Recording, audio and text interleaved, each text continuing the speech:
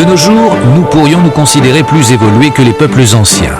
Grâce à notre avancée technologique et à d'importants progrès scientifiques, nous avons beaucoup gagné en qualité de vie. Mais nos ancêtres n'étaient pas si éloignés de nous. Aussi étonnant que cela puisse paraître, ils avaient découvert les secrets des énergies naturelles et ils n'hésitaient pas à s'en servir. Ça n'a rien d'étonnant, non seulement les hommes de l'Antiquité savaient canaliser les forces de la nature, mais ils les utilisaient avec beaucoup de savoir-faire. Voici l'histoire des énergies et des techniques de l'Antiquité.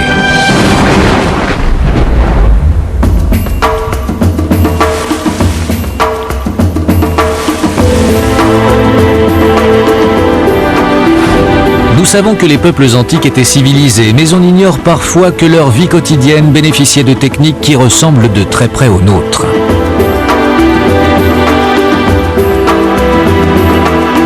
Les inventions modernes font tout notre confort d'aujourd'hui.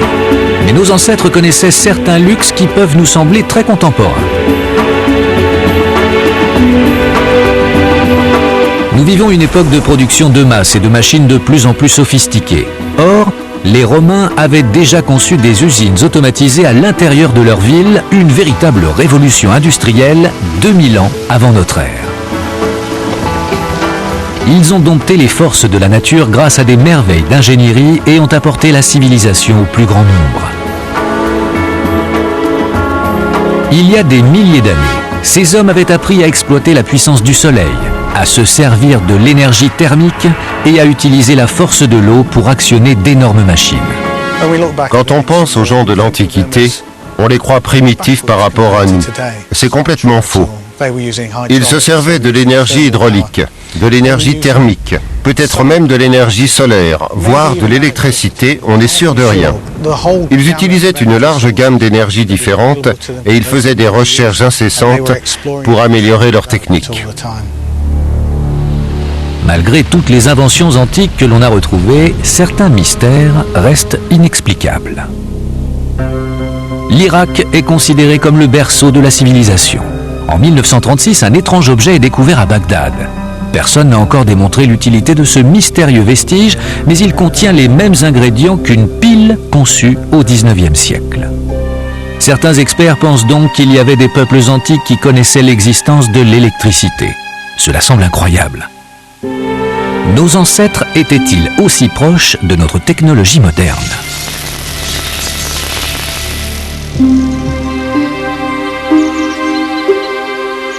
Il y a 2000 ans, les Romains avaient amélioré le savoir-faire qu'ils tenaient des Grecs au point qu'ils utilisaient des machines complexes dans tous les domaines, la guerre, les constructions et l'industrie.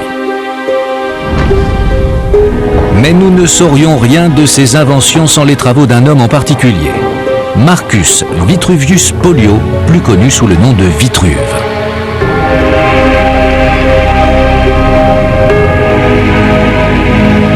Vitruve était architecte de profession et vivait à l'époque de Jules César. Il était passionné par l'architecture, par les techniques des Grecs et le travail des grands maîtres classiques le fascinait. Sa plus grande œuvre est un ensemble d'écrits qui détaille les inventions des Romains et des Grecs. Sans Vitruve, nous en saurions peu sur les techniques de l'Antiquité. Vitruve est l'un de ceux qui nous a le plus appris sur les techniques antiques. Il écrivait vers l'an 20 avant Jésus-Christ. Ses écrits relatent les travaux d'auteurs plus anciens, qui n'ont pas survécu de la même manière. L'œuvre de Vitruve est unique. Les 10 livres qu'il a écrits couvrent un large panel d'inventions. Son souci du détail a permis à nos historiens d'évaluer avec précision les progrès techniques des peuples de l'Antiquité. Les inventeurs de la Renaissance comme Léonard de Vinci se sont inspirés des descriptions que Vitruve avait faites des machines antiques. Les premières éditions de ses travaux contenaient des gravures qui témoignent du regard que la Renaissance portait sur les techniques antiques.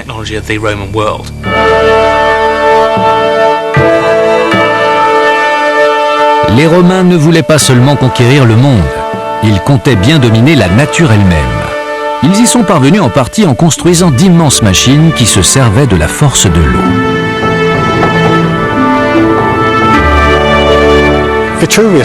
Vitruve était fasciné par l'eau, les mines et l'économie. Les mouvements liquides l'intéressaient beaucoup. Il a travaillé sur des systèmes permettant de transporter de l'eau sur de grandes distances et à partir d'endroits difficiles d'accès, comme au fond des mines. En tant qu'ingénieur et architecte, c'est le genre de choses qui l'intéressait. Vitruve a décrit de nombreuses pompes à eau, toutes aussi ingénieuses que sophistiquées, qui faisaient remonter le liquide grâce à des valves. Il a aussi dessiné d'énormes dispositifs qui faisaient circuler l'eau grâce à d'autres techniques. En 2001, les vestiges de 2 grandes machines romaines ont été déterrés à Londres. On les appelle les 2 roues à eau de Gresham Street. Elles pouvaient remonter l'eau au plus profond des puits grâce à une suite de récipients reliés par un engrenage, ce qui était bien plus efficace que de puiser l'eau à main nue. Elles ressemblaient beaucoup au mécanisme détaillé par Vitruve. Il a aussi décrit la plus célèbre des inventions grecques, la vis d'Archimède. Cette invention simple mais ingénieuse tournait en spirale et forçait ainsi l'eau à remonter. Les Romains utilisaient la vis d'Archimède pour remonter l'eau, par exemple, lorsque le fond d'une mine était inondé. Le procédé était efficace mais ne fonctionnait qu'à courte distance. Pour évacuer l'eau des mines en profondeur, il fallait une solution plus complexe.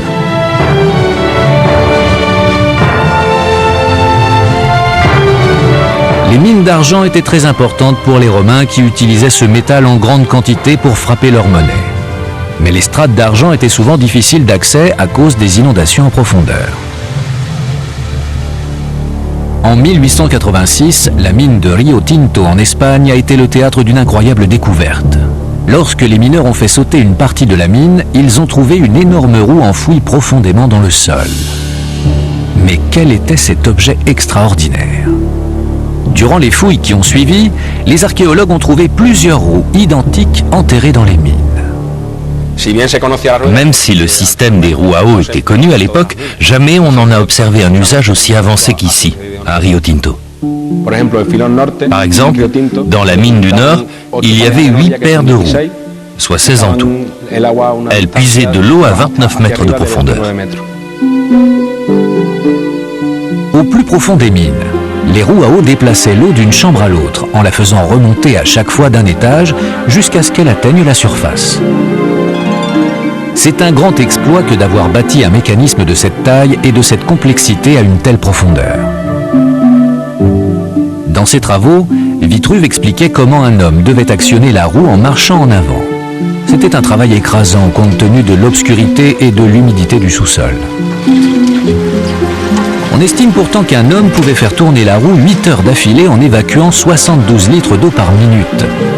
Cela augmentait énormément la productivité de la mine et l'argent de Rio Tinto aurait peut-être été impossible à exploiter sans ces énormes roues à eau.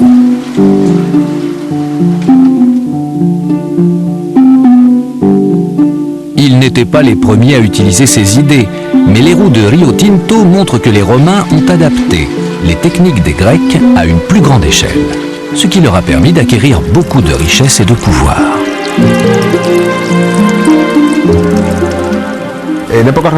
À l'époque des Romains, on ne se contentait pas de transmettre le savoir. On le mettait en action. Avant, on croyait que ce savoir était théorique et non pas pratique. Mais les Romains se sont servis de ces techniques pour obtenir ce qu'ils voulaient. En l'occurrence, évacuer l'eau des mines d'argent. Rien que dans le sud-est de l'Espagne, on a recensé 40 roues de ce genre. C'est en utilisant ces techniques d'une manière visionnaire que Rome est devenue une si grande civilisation. Mais d'après Vitruve, l'usage que les Romains faisaient de l'énergie hydraulique est encore plus étonnant. Pour canaliser la force de l'eau, il leur fallait mettre au point un système qui assure une circulation constante dans leur ville. Les Romains étaient ambitieux. Ils ont créé d'immenses aqueducs qui pouvaient acheminer l'eau sur plusieurs kilomètres. Ils ont apporté la civilisation dans les régions les plus reculées de l'Empire et ont fondé des villes là où personne n'aurait pu en bâtir auparavant. Dans son œuvre, Vitruve raconte de quelle manière un aqueduc romain devait se construire. C'était une structure remarquablement complexe, indispensable aux Romains qui se servaient de l'énergie hydraulique. L'eau alimentait aussi les thermes luxueux, les fontaines et les jardins. Certains aqueducs, comme le pont du Gard dans le sud de la France, sont encore debout aujourd'hui, 2000 ans après leur construction. Cet aqueduc fournissait l'eau de la ville de Nîmes à partir d'une source située dans les collines, 25 km plus loin. C'est une merveille d'ingénierie. Il a été construit par une légion qui avait un savoir-faire et une compétence en génie civil, en hydraulique. Ils avaient déjà construit 9 aqueducs à Rome. Ils en construisaient partout en Europe. Donc, maîtriser le paysage pour conduire l'eau dans une ville, c'était quelque chose qu'ils faisaient tout le temps. Le pont du Gard est impressionnant. Ses 48 mètres de hauteur en font le plus grand aqueduc jamais bâti dans l'Empire romain. Sa construction a duré 15 ans et il demeure encore aujourd'hui l'aqueduc romain le mieux préservé. Les Romains l'ont conçu pour qu'il dure longtemps, malgré les nombreuses crues dans la vallée du Gardon. Au premier et au deuxième étage, ce sont des blocs qui pèsent entre 2 et 6 tonnes, qui sont posés à sec, les uns sur les autres. Il n'y a pas de mortier. Et la conception du pont par lui-même, puisqu'elle est ouverte par des arches larges, permettait aux eaux de traverser sans briser le pont. L'eau acheminée par les aqueducs avait un rôle central dans la vie des Romains. Rome, le cœur de l'Empire, était alimenté en eau par 11 grands aqueducs. Les ingénieurs de la ville avaient transformé cette constante circulation d'eau en courant rapide afin d'actionner les roues à eau.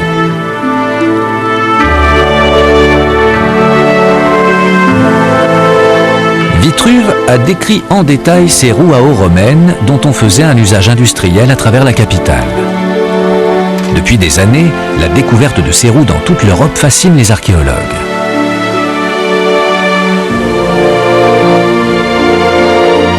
Plusieurs roues à eau ont été découvertes à Rome, mais les machines qu'elles faisaient fonctionner étaient plus incroyables encore. Andrew Wilson, professeur d'archéologie à Oxford, a dirigé les fouilles d'un site extraordinaire à Rome en 1998. Il a mis à jour un énorme complexe industriel de la Rome antique. On utilisait des roues à eau pour faire fonctionner un très grand moulin à farine grâce au courant fourni par les aqueducs de la ville. On l'a baptisé le moulin de Janicule. Il a été bâti au IIIe siècle après Jésus-Christ, par-dessus l'Aquatriana, l'aqueduc de Trajan qu'on voit ici en bleu, au milieu du site. Cela faisait partie d'un grand complexe de moulins à eau qui fournissait le pain de la ville de Rome. Plusieurs roues à eau étaient reliées à un engrenage qui lui-même faisait tourner une grosse meule. Ces moulins fournissaient la farine nécessaire pour faire le pain des habitants de Rome. Un pain produit en masse par les moulins et les fours à une immense échelle.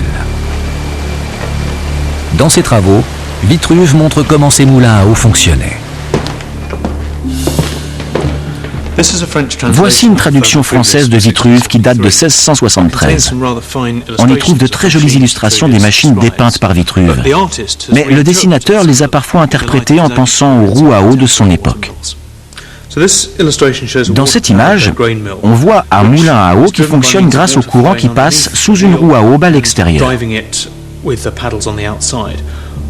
Sur l'essieu de cette roue, on a monté un grand engrenage qui en actionne un autre plus petit, posé sur un fuseau vertical et qui fait fonctionner l'une des deux meules que l'on trouve à l'étage supérieur. Lors des fouilles de Rome, les archéologues ont trouvé des indices qui montrent que le moulin de Janicule ressemblait beaucoup aux descriptions de Vitruve.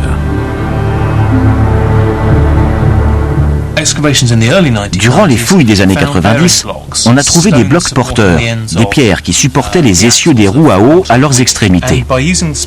En mesurant la distance qui les sépare, on en déduit que la rive nord pouvait contenir 4 roues. Sur le côté sud, l'essieu était plus haut, ce qui permettait d'avoir une roue plus grande. Cette roue-là faisait peut-être marcher une meule plus lourde, voire deux meules, une de chaque côté de l'essieu. L'eau était si importante pour le fonctionnement des moulins qu'un jour où Rome était attaquée, l'ennemi a tenté de bloquer les aqueducs, faisant ainsi cesser la production de pain. C'est comme si de nos jours, on coupait l'électricité d'une grande ville.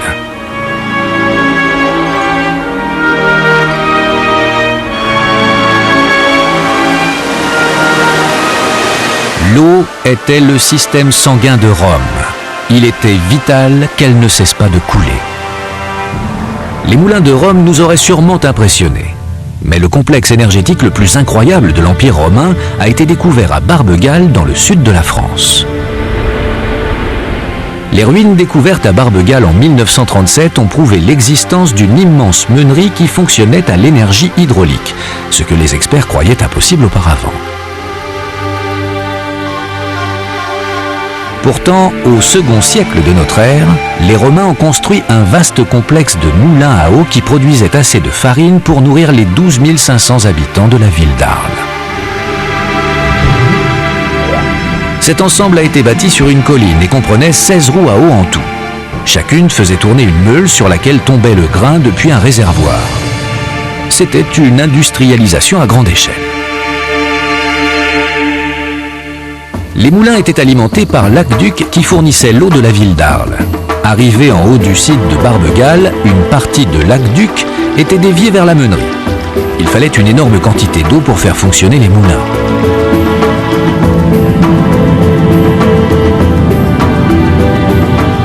Barbe-Galles avait la vocation d'amener l'eau vers une série de moulins qui allaient pouvoir moudre les céréales et pour donner du blé, donc à tout l'Empire romain. Parce qu'il ne faut pas oublier que la Légion était présente dans le sud de la France. Arles était une ville vivante et prospère à l'époque des Romains. L'empereur Constantine y a même vécu quelque temps. Ses habitants étaient nombreux, mais on raconte que la région manquait d'esclaves. Cela explique peut-être pourquoi cette immense meunerie était là. Grâce à elle, il n'y avait plus besoin de moudre toute la farine nécessaire à la ville à la force des bras. À l'époque, l'aqueduc et les moulins étaient vitaux pour Arles.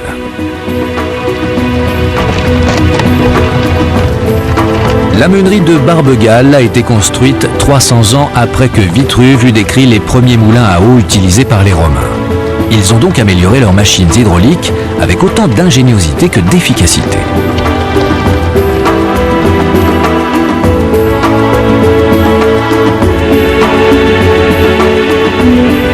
La force de l'eau y était exploitée avec un niveau d'industrialisation et de mécanisation qui semble anachronique face à l'idée que nous nous faisons de l'Antiquité. Le site de Barbe-Galles précède de 1600 ans la révolution industrielle. C'est un exemple précoce de grands investissements dans des machines sophistiquées. C'est la première fois que l'humanité a tenté de dompter la nature pour lui faire accomplir un travail mécanique et utile. C'est donc l'ancêtre de beaucoup de machines que nous connaissons aujourd'hui. Barbe-Galles est la preuve que les Romains avaient une connaissance technologique plus avancée que ce que les fouilles plus anciennes avaient laissé croire. Grâce à des sites comme celui de Barbe-Galles, on peut prouver que les Romains ont connu une révolution pré-industrielle qui les a fait passer d'une économie basée sur l'esclavage à un système fondé sur la mécanisation et l'ingénierie d'avant-garde qui améliorait le rendement des esclaves. Barbe-Galles est unique, car c'est le seul complexe hydraulique dont on a gardé la trace. Mais il y en a peut-être d'autres qui attendent d'être découverts sous les villes de l'ancien Empire romain. Dès lors, la question est tentante. Si les Romains se sont servis de la force de l'eau pour moudre la farine, l'ont-ils également étendue à grande échelle pour d'autres machines? Certains vestiges laissent penser qu'ils ont utilisé des roues à eau pour couper des blocs de pierre destinés à la construction. Une fois cette technique maîtrisée, les possibilités étaient infinies.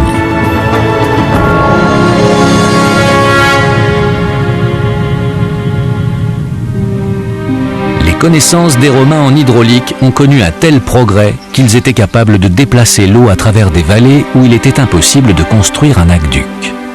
Simplement en profitant de la gravité. À Aspendos, en Turquie, on peut encore voir les vestiges d'un édifice extraordinaire. Pour traverser une vallée de cette taille, il aurait fallu un aqueduc gigantesque. Mais les Romains ont trouvé une solution ingénieuse à ce problème. Ils ont décidé de canaliser la force de l'eau. Et ils ont mis au point un système de pression qui utilisait la technique du siphon inversé. Les siphons étaient déjà utilisés à l'époque des Grecs, mais les Romains ont adapté cette technique et l'ont développée à grande échelle. Le principe d'un siphon ordinaire s'explique facilement. Là, je vais verser le liquide. J'utilise du vin pour que ce soit plus visible. Je vais le verser dans le réservoir supérieur et on devrait pouvoir observer le principe du siphon. La force de gravité pousse le liquide à travers les tuyaux et le fait remonter vers le réservoir qui est à l'autre bout. Le siphon d'Aspendos fonctionnait selon le même principe. Un conduit de pierre transportait l'eau au creux de la vallée et grâce à la pression, le liquide remontait l'autre côté pour atteindre la ville. Les Romains ont fait appel aux forces de la gravité et de la pression hydraulique pour acheminer l'eau à travers les reliefs. Ils n'ont pas bâti qu'un seul siphon à Aspendos, mais 3. Ils étaient soutenus par 2 tours immenses qui dominaient la vallée. Pour bâtir des villes aussi splendides qu'Aspendos, avec son amphithéâtre époustouflant, les hommes de l'Antiquité ont dû se servir des forces de la nature. Aujourd'hui encore, leur niveau de maîtrise nous surprend. Les Romains se sont servis de leurs connaissances en hydraulique pour faire d'Aspendos l'un des avant-postes les plus beaux et les plus prospères de l'Empire. Dans ses livres, Vitruve raconte les nombreuses solutions ingénieuses que les Romains ont trouvées pour alimenter leur ville en eau. Mais une fois qu'elles arrivaient par les aqueducs, il fallait un système de canalisation efficace pour assurer un flot constant.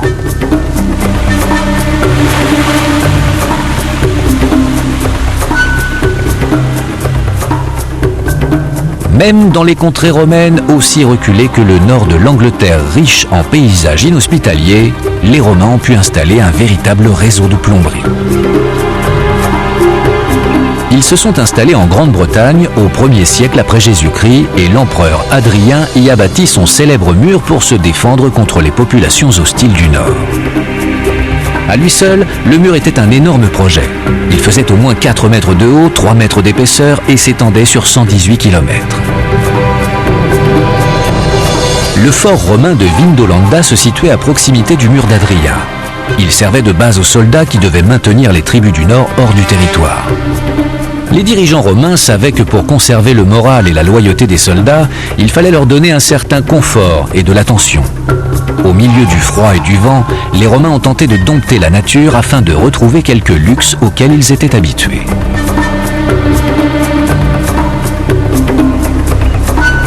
L'une des principales ressources naturelles de la région était la pluie.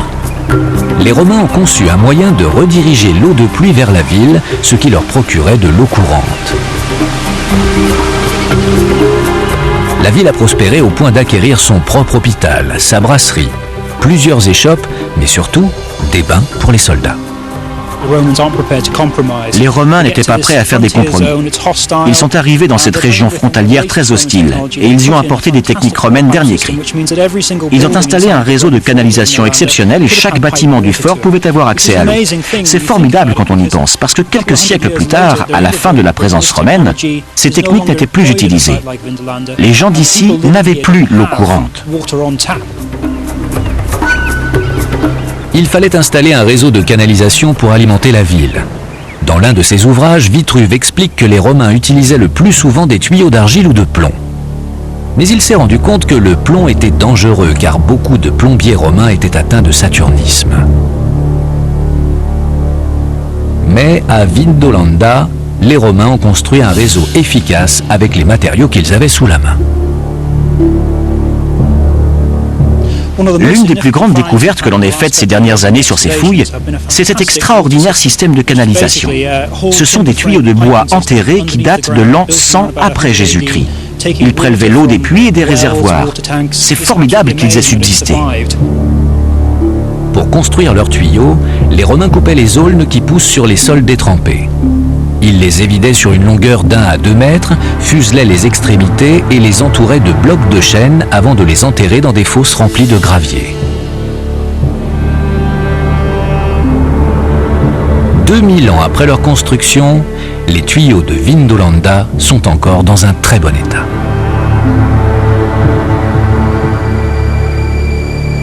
Trois kilomètres plus loin, le long du mur d'Adrien, une autre découverte a prouvé plus encore les progrès qu'avaient fait les Romains. Au fort d'Austerlitz, les soldats avaient accès à ce que l'on pourrait considérer comme un confort moderne. C'est là qu'on trouve les latrines romaines parmi les mieux conservées du monde. Les ingénieurs romains ont conçu cette étonnante structure pour les soldats qui étaient cantonnés au mur. Il y avait un système d'eau courante afin d'évacuer le rebut. Ces latrines sont une merveille de plomberie et d'ingénierie. On y a construit d'énormes réservoirs qui pouvaient contenir jusqu'à 24 000 litres d'eau de pluie. Malgré le manque d'intimité, c'était un bâtiment couvert qui devait être confortable. 3 de ses côtés abritaient une rangée de sièges de toilette en bois. En dessous, il y avait un conduit d'évacuation où l'eau circulait constamment. Le conduit d'évacuation fonctionnait dans le sens contraire des aiguilles d'une montre. L'eau arrivait par la gauche et circulait dans ce sens le long du conduit avant de sortir sous un ponceau dans le coin sud-est du fort. Au-delà du simple luxe, cet élément d'hygiène essentiel protégeait les soldats de nombreuses maladies et leur permettait de mieux protéger l'Empire.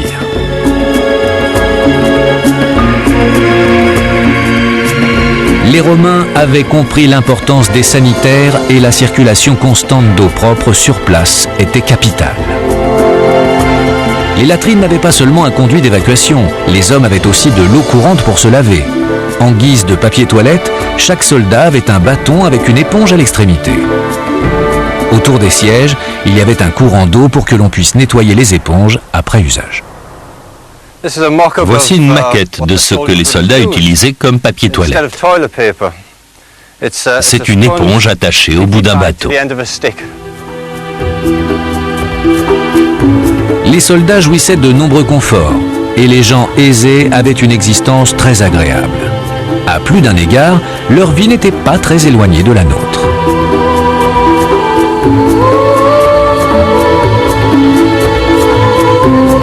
Dans l'Empire romain, les bâtiments publics avaient une hauteur incroyable.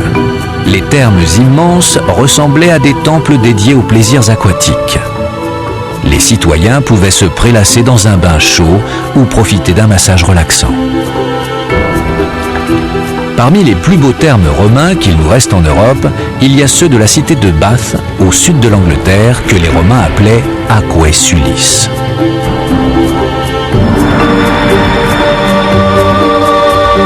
Ces termes sont exceptionnels, car ils montrent que les Romains avaient des connaissances avancées en plomberie et qu'ils savaient exploiter l'énergie thermique. Ces bains ont été bâtis sur une source d'eau chaude que les premiers habitants de l'île ont longtemps considérée comme sacrée. Les Romains venaient aussi y prier et l'endroit est devenu un important site religieux et culturel que les hommes de tout l'Empire venaient visiter. La ville de Bath s'est construite autour des sources d'eau chaude qui venaient du sous-sol.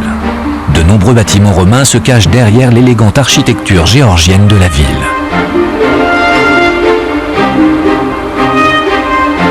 Au centre des thermes, on trouve la source sacrée.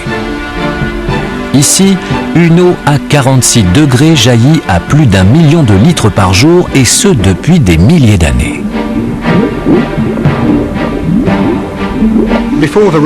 Avant la conquête romaine, les gens connaissaient cette source et venaient très probablement y prier. Mais les Romains ont été les premiers à la contrôler. Les ingénieurs romains savaient que s'ils maîtrisaient l'écoulement de cette source, ils pourraient en faire de superbes thermes à chaleur naturelle.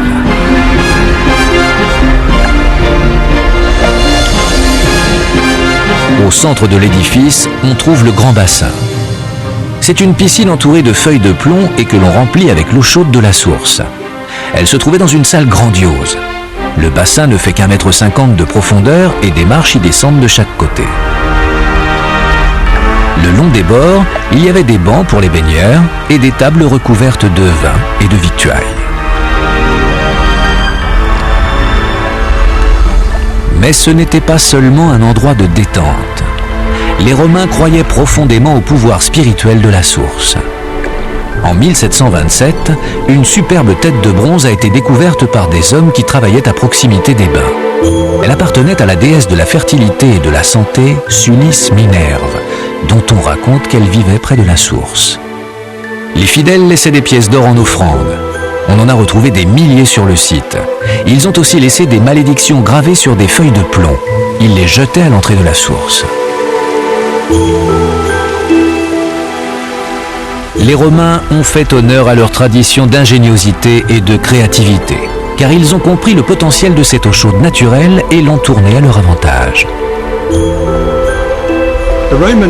Les Romains avaient sûrement compris le fonctionnement de l'énergie thermique, car ils s'en sont très bien servis. Observez comment fonctionnaient les thermes. L'édifice avait des salles chauffées, mais lui-même était très peu chauffé en soi. Pourtant, il y avait ce grand bassin d'eau chaude en plein centre qui faisait doucement monter la température de tout le bâtiment.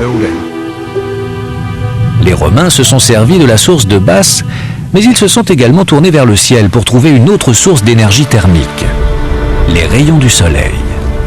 Aujourd'hui, l'énergie solaire fait partie de notre quotidien, mais il y a des milliers d'années, nos ancêtres exploitaient déjà la chaleur de l'astre solaire. Les peuples de l'Antiquité savaient utiliser le soleil pour réchauffer l'air ambiant.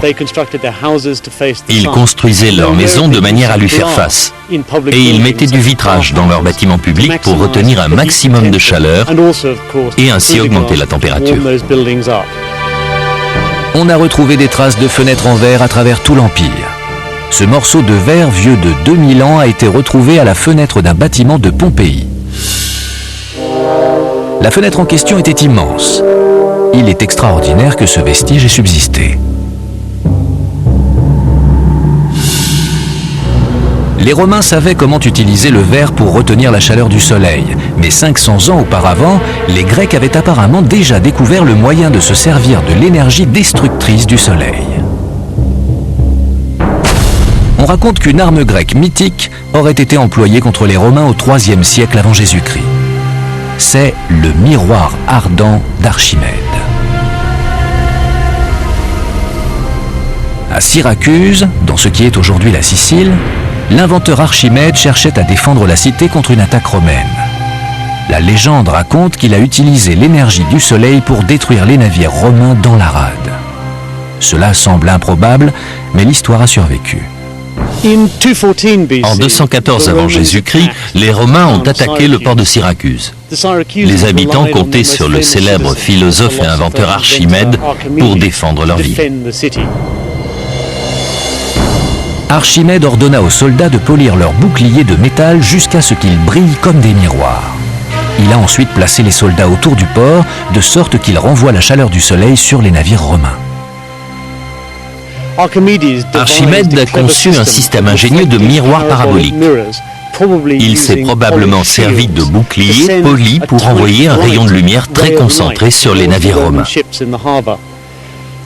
Ce rayon les a sûrement aveuglés, et d'après certaines légendes, les navires ont pris feu. Il est difficile de croire que ces boucliers aient pu faire autant de dégâts. Mais s'il y en avait des centaines, cela aurait-il été possible ? Nombreux sont ceux qui refusent de croire qu'Archimède ait brûlé la flotte romaine grâce à des miroirs. Mais certains écrivains, en particulier des auteurs byzantins, affirment qu'Archimède s'est servi de miroirs et que c'était bien pour incendier les navires romains.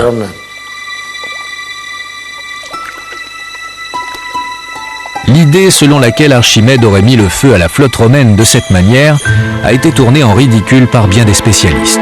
Certains historiens pensent qu'il s'est servi de lentilles et non de miroirs. Mais parmi les défenseurs de la première hypothèse, il y avait le professeur Ioannis Sakkas.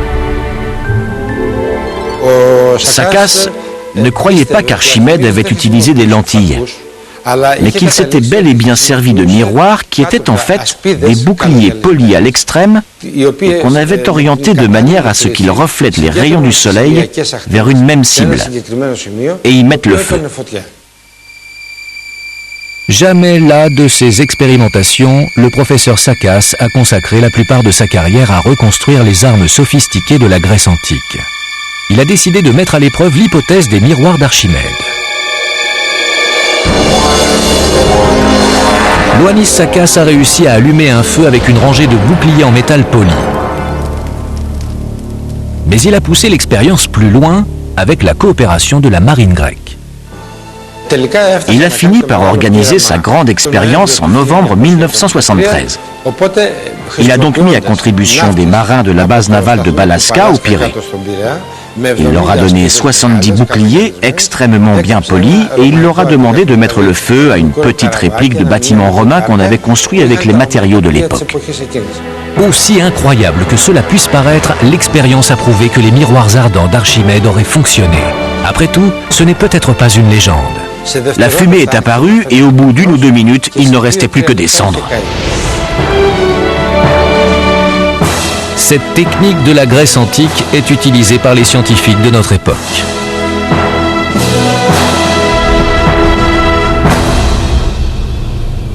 La comparaison est extraordinaire. Des scientifiques américains du Colorado ont mis au point un prototype de fournaise à énergie solaire qui fonctionne sur le même principe que le miroir ardent d'Archimède.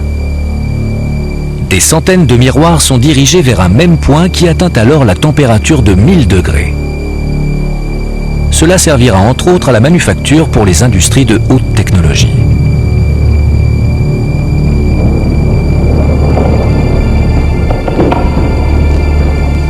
Nos ancêtres connaissaient une autre grande source d'énergie venue du ciel. Une force si grande et dévastatrice qu'ils la croyaient venue des dieux. L'énergie électrique.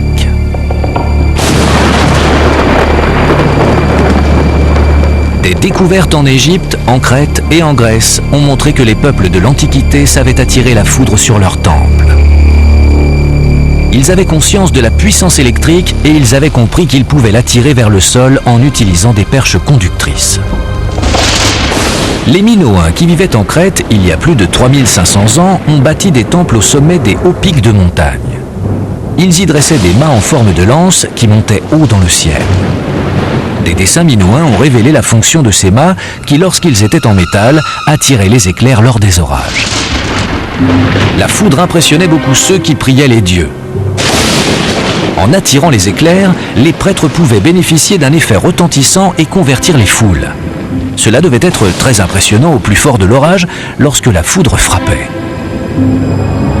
D'après certains spécialistes, il existait une secte d'adorateurs des éclairs qui considéraient qu'en attirant la foudre, ils provoqueraient la pluie dont ils avaient tant besoin. Il est intéressant de constater que les mâts minoens ont la même forme pointue que ceux utilisés par Benjamin Franklin lorsqu'il les a réinventés en 1752, bien des siècles plus tard. En haut des collines du Péloponnèse, on a retrouvé des temples grecs dont les archéologues pensent aussi qu'ils ont été bâtis là pour attirer la foudre. Les philosophes de la Grèce antique ont également cherché une explication scientifique à ces éclairs mystérieux. Le philosophe Xénophane de Colophon a tenté d'expliquer la foudre. Il rejetait l'idée selon laquelle c'était Zeus qui lançait les éclairs et a essayé d'établir une théorie en rapport avec les nuages. Je suppose qu'il avait raison dans une certaine mesure. On a aussi retrouvé des indices dans un temple d'Égypte qui indiquent que des mâts recouverts de cuivre ont été attachés à l'entrée du temple d'Edfou en 212 avant Jésus-Christ. Apparemment, les Égyptiens avaient compris que le cuivre était un bon conducteur. On l'utilise encore aujourd'hui dans nos câbles électriques. Les peuples qui voulaient attirer la foudre devaient comprendre son fonctionnement. Il y avait une autre forme d'électricité, moins impressionnante, mais tout aussi importante et que nos ancêtres considéraient comme sacrée. Les Mycéniens qui vivaient dans la Grèce antique avaient découvert une matière dont les pouvoirs semblaient magiques. L'ambre, beau et précieux. L'ambre peut retenir une charge d'électricité statique.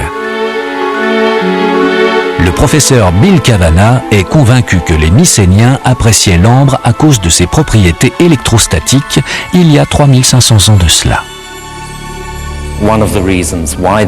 Si l'ambre leur était si précieux, c'est en partie à cause de ses propriétés électrostatiques. En fait, cette matière semble insuffler de la vie à des choses qui paraissent mortes ou inertes. C'est grâce à l'électricité comme nous le savons aujourd'hui.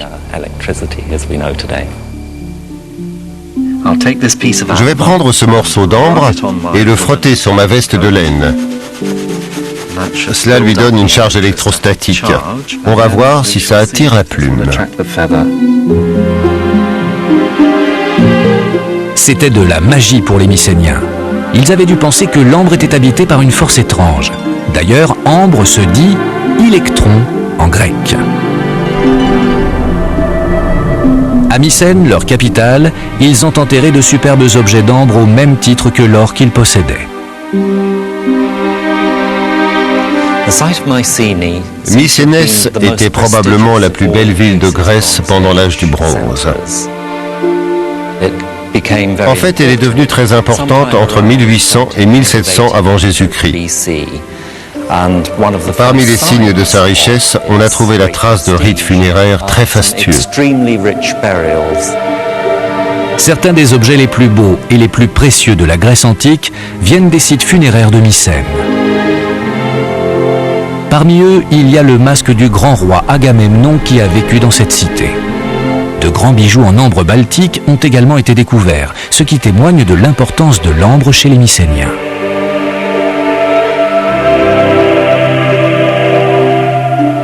D'après la légende, le dieu Phaéton aurait été foudroyé par Zeus et les larmes de ses sœurs se seraient transformées en ambre. Ce n'est qu'une histoire, mais elle indique peut-être que les Grecs avaient fait le lien entre la foudre et la charge électrique de la pierre.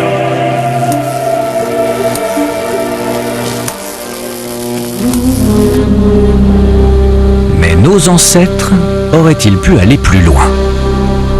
Parmi les plus grandes énigmes de l'Antiquité, il y a un objet qui tente à montrer que les peuples antiques auraient réussi à créer de l'électricité. L'idée semble inconcevable, mais on a retrouvé un vestige exceptionnel à Bagdad en 1936. Des archéologues ont mis à jour un tombeau enterré sous la ville et à l'intérieur se trouvait une jarre de Mésopotamie que l'on fait communément remonter entre 250 avant et 250 après Jésus-Christ. Mais que recelait cette jarre mystérieuse ? La pile de Bagdad était une petite jarre d'argile avec un bouchon en asphalte. Elle était traversée en son milieu par une baguette en fer, elle-même encerclée par un cylindre de cuivre. Lorsqu'on la remplissait avec une substance électrolytique comme le vinaigre ou le jus de raisin, la jarre produisait un peu plus d'1 volt d'électricité. C'est une découverte fantastique. Nos ancêtres avaient inventé la pile il y a 2000 ans.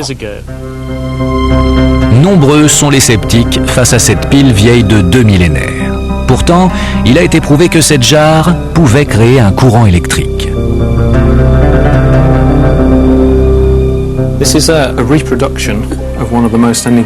Voici la reproduction de l'un des objets les plus mystérieux de l'Antiquité.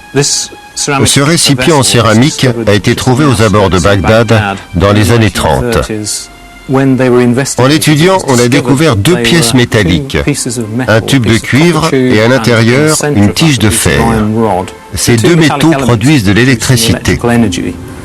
On ne pensait pas que les gens de l'époque avaient compris ce phénomène. Et il s'agit effectivement d'une pile, ce qui est l'une des explications possibles. Alors elle précéderait Volta et Galvani de 2000 ans. Mais pouvait-on vraiment s'en servir comme d'une pile ? Si l'on compare la pile de Bagdad avec les premiers modèles qui datent de 120 ans, on trouve certains points communs. Les premières piles étaient elles aussi faites d'un récipient avec 2 électrodes, positives et négatives, séparées par un fluide électrolytique. Voici des piles du milieu du 19e siècle, telles que le français Georges Leclanché les a inventées en 1867. Ce sont des jarres en verre. À l'intérieur, il y a un pot perméable au milieu duquel on trouve une baguette de carbone. C'est le pôle négatif.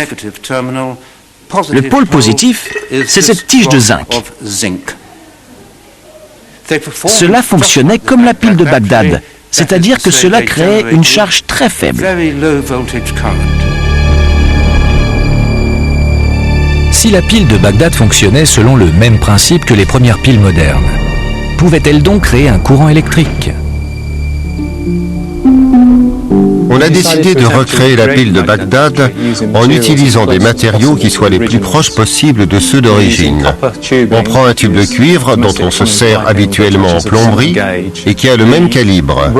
La tige au milieu est en acier et non pas en fer, car il est difficile de se procurer du fer pur de nos jours. En ajoutant le vinaigre, on va voir si on peut reproduire le voltage de cet objet antique.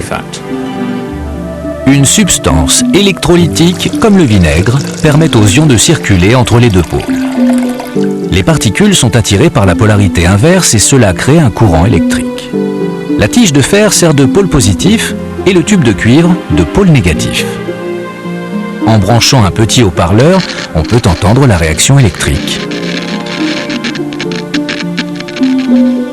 Si l'on branche un voltmètre sur la pile, il indique un courant d'à peu près 1 volt. L'usage de cette source électrique fait l'objet de beaucoup d'hypothèses. On l'utilisait peut-être pour la médecine ou pour la religion, mais certains doutent même que ses propriétés électriques aient été utilisées. On aime tous les grandes histoires, et la pile de Bagdad en fait partie. Mais en tant qu'archéologue, je n'y crois pas vraiment. Je ne dirais pas que c'était une pile destinée à fournir de l'électricité, mais plutôt un assemblage rituel de différents objets dont on ignore les détails, mais qui aurait nécessité tous ces éléments. Mais il y a une hypothèse que de nombreux spécialistes considèrent comme la plus probable quant à l'utilisation de la pile de Bagdad. La pile de Bagdad ne produisait pas beaucoup de courant, à peine plus d'1 volt, mais c'était suffisant pour plaquer de l'or sur de l'argent. Ce que la pile de Bagdad prouverait alors, c'est que l'électrolyse est une découverte très ancienne. On considère l'application d'un métal par électrolyse comme un procédé moderne, mais la pile de Bagdad a peut-être permis à nos ancêtres de maîtriser cette technique. On tente l'expérience en plongeant cette pièce dans une solution d'or, elle-même reliée à 3 répliques de la pile de Bagdad qui libèrent un courant électrique dans le liquide. L'or est attiré par l'objet et au bout de quelques minutes, la pièce en est entièrement recouverte. La pile de Bagdad semble prouver l'idée incroyable selon laquelle des gens qui vivaient il y a des milliers d'années pouvaient créer de petits courants électriques. Pourtant, lorsqu'on observe l'ensemble des exploits techniques de l'Antiquité, chez les Grecs, les Romains ou les Mésopotamiens, nombre de ces inventions nous semblent extraordinaires et très sophistiquées. Ainsi, il n'est peut-être pas si ridicule de penser que nos ancêtres avaient fait les premiers pas vers la création d'appareils électriques. Il y a beaucoup d'inventions que l'on préférerait considérer comme modernes, mais les hommes de l'Antiquité avaient déjà effectué d'immenses progrès techniques que nous nous sommes ensuite attribués. Nos ancêtres avaient compris qu'ils pouvaient se servir des forces de la nature et fabriquer des machines automatisées. Mais sans les travaux de Vitruve, nous en saurions bien peu sur ces techniques anciennes.